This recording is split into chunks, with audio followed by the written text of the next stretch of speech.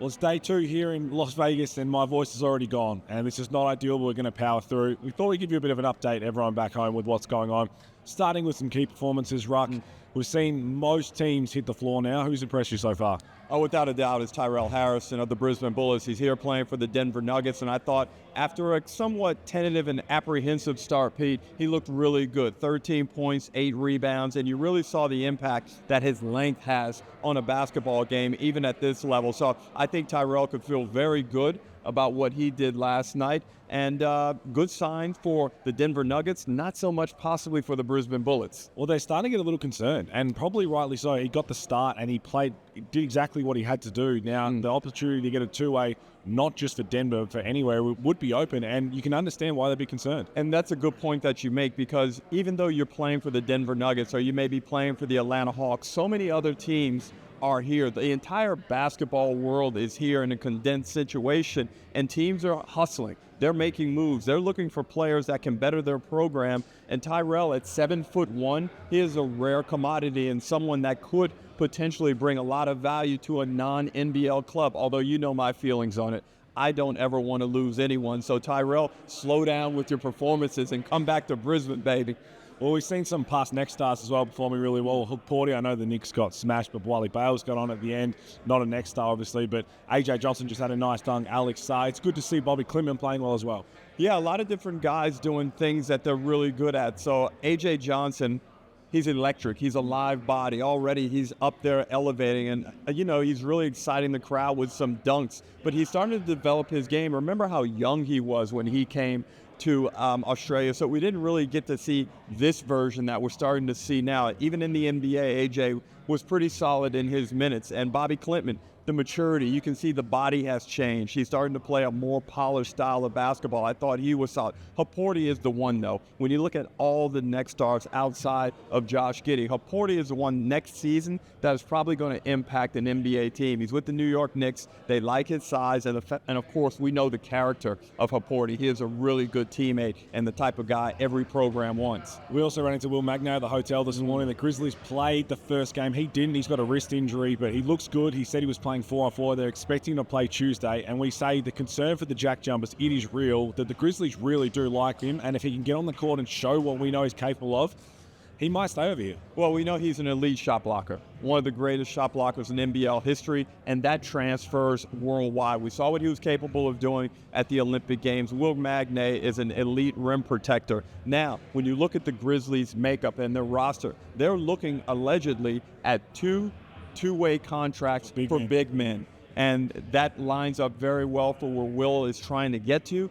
I thought that last season he should have gotten an opportunity coming off the back of the Olympic campaign. It didn't come to fruition, but you just got to stay at it, and he could really benefit from his persistence. Speaking of two-way contracts, the Atlanta Hawks played Jack McVay, Jack White. We didn't see Jack White play, but McVay played pretty well. He's got to hit probably some more shots. It is also worth noting, while both of them want to make the NBA, multiple NBL teams are watching that game, and multiple NBL teams are ready to attack both of them if they decide that they're going to become available and want to come back, which should be huge, knowing that Tassie have Jack McVay's rights. Jack McVay was serviceable, I thought, and you can see he's really focused on trying to be a complete player, and sometimes in these circumstances at the Summer League, you don't get a chance to be involved in the offense in a manner that is going to suit your skill set. There's a lot of him standing in the corner and waiting to receive the ball. We're not seeing the Tasmanian version of Jack McVay where he's getting face-ups and he's getting post-ups. So there's a lot of waiting for opportunities, but I think he's done the best with what was provided to him. Jack White, I think, is under the weather. I think he may be sick, so don't read anything to that first DNP. But it's fascinating to think that there are teams ready to pounce, that if both of they want to come back, if they don't go to Europe in the NBL, as I said, the Jack Jumpers do have Jack McVay's rights, although their roster is currently full, so there would be some moves to have to make there. That's one to watch. But it's interesting right now with Australian bigs, and actually it's a global situation right now. Bigs come at a premium, and for those teams in the NBL that are losing bigs or don't have bigs, you don't necessarily have to go out and find another big. You can just get the next best player. You can go out and get yourself a 3 or a 4, and while it may not be going with common wisdom, sometimes you got to zag. And that may be the case as we see NBL teams trying to complete their rosters. We're going to see some moves made soon. I expect some official announcements over the next couple of days, but this is where the rumors start to fly. Everyone's teasing us. But this is what everybody wants. And I tell you what, one thing I can say for sure is that the Cairns Taipans have reached out to Isaiah Thomas in recent times. So whether that's progressed, I'm not sure, but that is one of the types of names they're going after.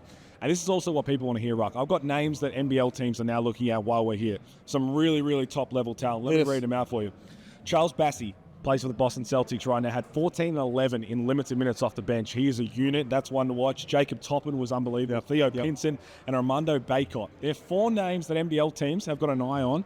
Any one of those 4, or all 4, would be lovely to have in the NBL. Well, I spoke with a couple of former NBA veterans who expressed a serious interest in Australia. Now, one of them is probably going to sign a veteran contract for this season, but he definitely was questioning me about what the NBL looks like, how the teams play. He wants to know the ins and outs of the competition. So I think our point here is that this is how widespread the growth of the league and the good name of the NBL globally. And it's a place where I think we're going to see a lot more recent people come out of the NBA and want to play in the NBL. It's just not going to be journeymen coming. So it's really exciting, Pete. No, it's great. Everybody obviously notices the NBL logo. They've been coming up saying hello whenever you are around, which has been fascinating. I'm going to go rest my voice because we've got 9 days left, but that's just a small snapshot. We'll be back soon.